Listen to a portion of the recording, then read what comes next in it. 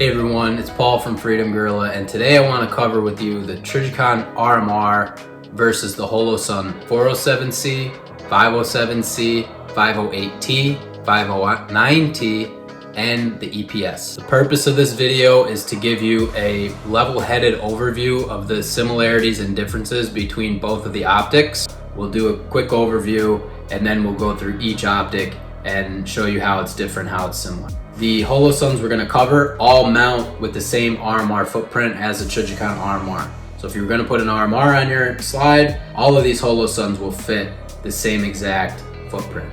They all have an RMR footprint. And I really want to start a discussion in the comment section. So I'm going to lay out this information as if I'm a consumer looking at what the best optic for me is, and it's going to be pretty neutral, but I want to hear everyone else's opinion as well. If you're looking at an RMR, you'll realize that the Holosun, you could save over $200 if you were to go that route. Is spending an extra $200 or more on a Trijicon RMR really worth it? So let's dive right in and see what's similar and what's different about the Trijicon RMR and the Holosun optics. We sell both of these optics on our website, so it doesn't matter to us if you buy a Holosun or a Trijicon. We just want you to make the right decision for you. Right now I'm just going to run through some of the prices, and just so we're aware.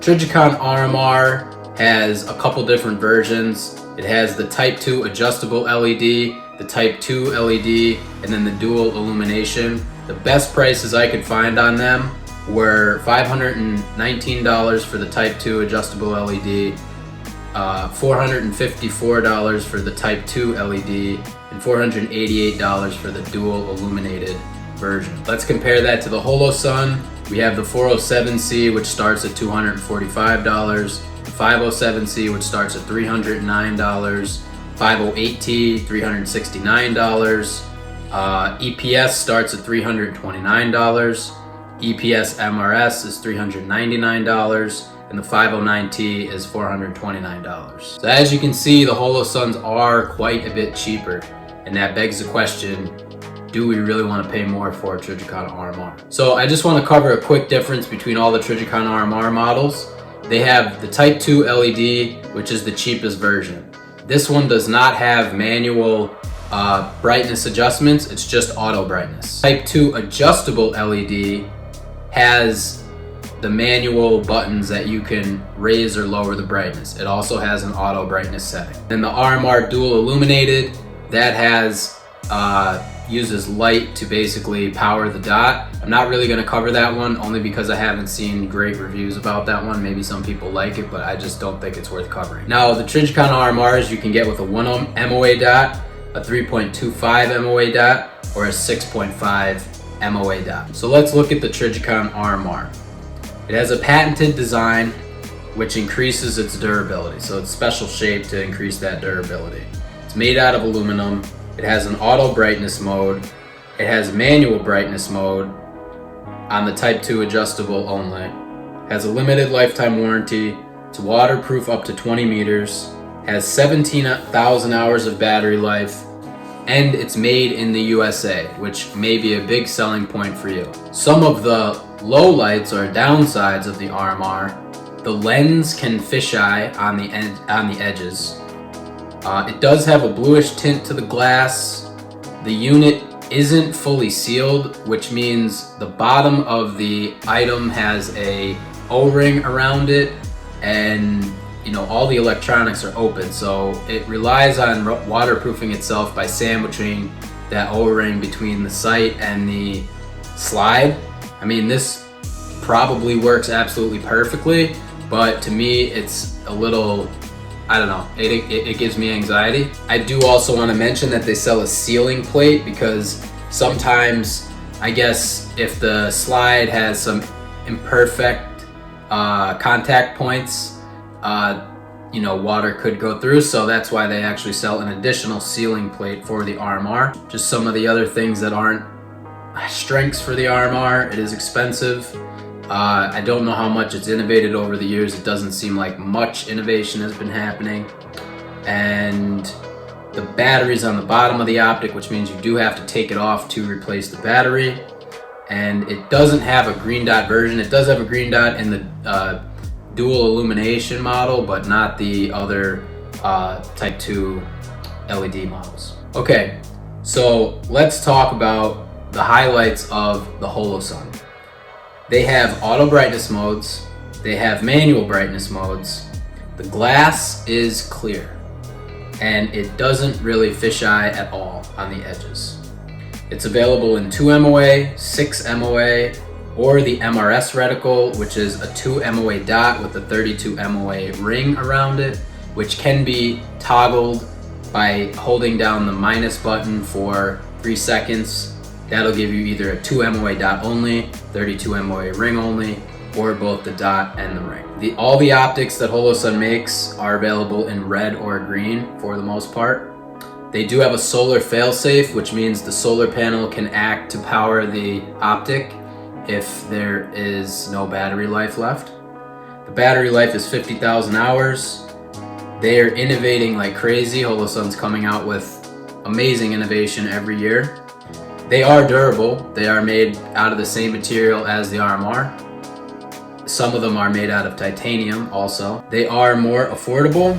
They're IP67 waterproof, and they are a sealed unit, so there's no exposure to water at all. The whole unit is sealed up and closed up. The other nice thing is the battery is removable. It has a side battery tray, so you can remove the battery without removing the optic from the slide. So now let's talk about some of the downsides or lowlights of the Holosun. They are made in China, so that might be a big deal to you.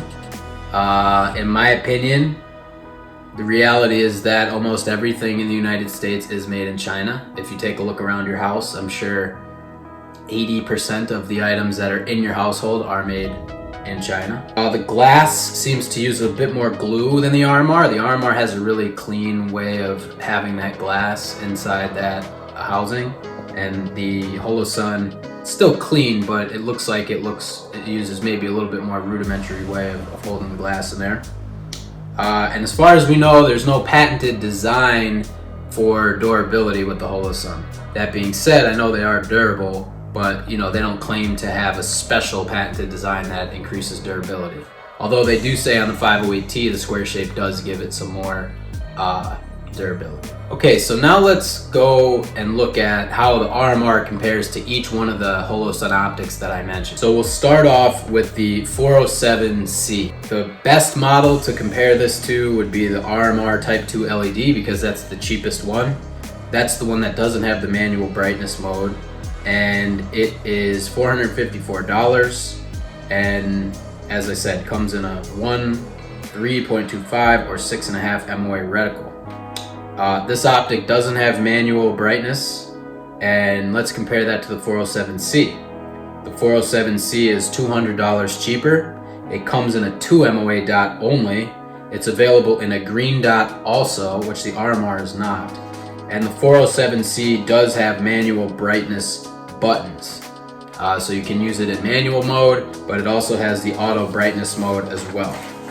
And it is also a sight that has a solar failsafe, side removable battery, etc., etc. So now let's take a step up and compare the RMR Type 2 adjustable LED, which is the RMR that has the manual brightness settings, and we'll compare that to the next step up in the Holosun lineup, which is the 507C. So the Type 2 adjustable LED RMR is $519, and it has auto brightness. It's made out of aluminum, and it has manual brightness controls if you wanted to. So compared to the 507C, 507C has auto brightness, and it also has manual modes. It comes with Holosun's MRS reticle, which is the 32 MOA circle, and the 2 MOA dot, which is configurable. And it comes in red or green. So the 507C is $210 cheaper than the RMR Type 2 adjustable LED.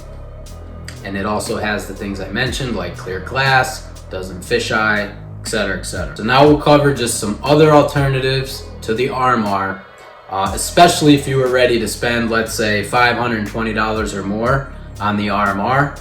then it's probably worth looking at these more top tier elite units that Holosun has. So the next step up is the 508T from Holosun. Now this optic is just like the 507C. It has the MRS reticle, the solar failsafe, side removable battery, but it's a square shape and it's made out of titanium. So the titanium is actually to make it more durable. It's not to make it lighter, because it is not lighter. But it is more durable because it's made out of titanium, and also because of its square shape. So if you were really into a super durable sight with a really nice window, nice square window, the 508T, I would definitely take a look at that, because it comes in at $400, which is still cheaper than any of the RMR models we talked about. So the next two Holosun optics we're going to talk about are the enclosed emitter optics. If you're not familiar with enclosed emitter, basically just means that it has two panes of glass, it has a protective hood, and it covers the laser beam so that there can be no interference between the emitter and the laser and the reticle. So this means if it's raining out, your optic is not going to be rendered useless. If it falls in mud, you can just wipe it off. Even if you appendix carry and get lint inside your optic right now and have to keep wiping it out, an enclosed emitter would eliminate that. So these enclosed emitters are kind of the hottest thing, and the next two optics we're going to talk about are the enclosed emitter options that Holosun offers. So next we're going to talk about the 509T. It's titanium, very durable, and it comes with an adapter plate to mount directly to an RMR footprint. It's a bit big and thick. It has pretty high deck height, but it's pretty tough. And it comes in either red or green, and it has the MRS reticle. It's also $100 less than the Type 2 adjustable LED. Last one we'll talk about is the Holosun EPS. This is their latest version of an enclosed emitter optic. It has a nice size window. It's made out of aluminum. It's very durable. And it comes in a couple different versions. You can get a 2 MOA version, 6 MOA version, or an MRS version. They're all available in red or green. The MRS version has a solar panel on it and the auto brightness. The other two versions do not. Deck height on these is really nice. It's very low. And the optics actually come with a modified RMSC footprint, but they ship with an aluminum adapter plate that's really lightweight, which allows you to mount it on an RMR footprint. Really nice, they're really lightweight, and depending on which model you're looking at, they're either $100 or $200 cheaper than the RMR Type 2 adjustable LED. So I do just want to talk about some of the other differences between Trijicon and Holosun. So let's talk about track record. Holosun has a good track record. They've sold tons of optics. They've built an amazing reputation for themselves. And if you search online, you can even find some photos of Ukrainian military using Holosun optics. So if we compare that to Trijicon, I mean, it's definitely different. Trijicon, it's a USA company. We've seen the RMR in the military, with police, in movies, and for a long time they've been the go-to pistol optic. But I think the more we see Holosun play out, the more we see law enforcement officers, military guys use them on either their personal or duty weapons. So I'd love to hear what you guys' comments are about that, but I think Holosun is catching up quite a bit. I also want to talk about the business practices between both Trijicon and Holosun. So while Holosun's optics are made in China, they still employ a lot of people here. And if we talk about the net impact they have to a small business, I would argue that Holosun has a higher impact to small business than Trijicon. Why is this? Let me tell you. So Holosun has a very specific pricing policy. They have what's called a minimum advertised price policy, which means that nobody can sell a Holosun optic for less than a certain price. They can't advertise it for lower than a certain price. Holosun monitors this and will literally reach out to customers or small businesses if they're selling below that MAP price. So what this actually does is create stability and an even playing field for small business owners. because it kind of eliminates the need to compete on price. Now compare this to Trijicon. Trijicon has no minimum advertised price, so that means that any company can kind of sell at the lowest possible price for the RMR, and that doesn't really help anybody, because if everybody's just shopping based off the lowest price, I mean, it doesn't create a level playing field. Another thing that Trijicon can do is sell directly to consumers on Amazon.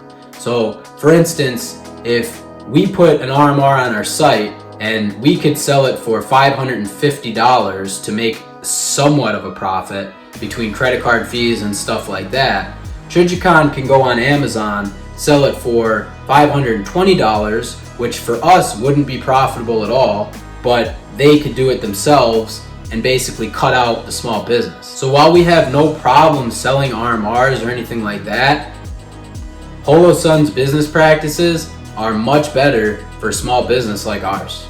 So that kind of begs the question, you know, how do you define made in China? If something's made in China, but it helps US companies, and another company is made in the USA but doesn't really help other US companies, you know, which one is better? Which one has the net positive effect, higher net positive effect on the American economy? So that's kind of it, guys. I really just wanted to cover the similarities and differences and lay it all out there. I'd love to see what your comments are. I'd love to hear if you really like the RMR for some reasons that I didn't mention, or you really like the Holosuns for some reason I didn't mention. But I really appreciate you watching. If you want to learn more about Holosun's pistol optics, please watch this video next. If you like this video, also please consider subscribing. It really helps us out. And click that bell notification so you get notified when we release new videos. And if you'd like to purchase any of the optics covered in this video, please visit the link in the description or visit our website, freedomgorilla.com. We'd be happy to help you out. Have a great day, guys. Thanks for watching.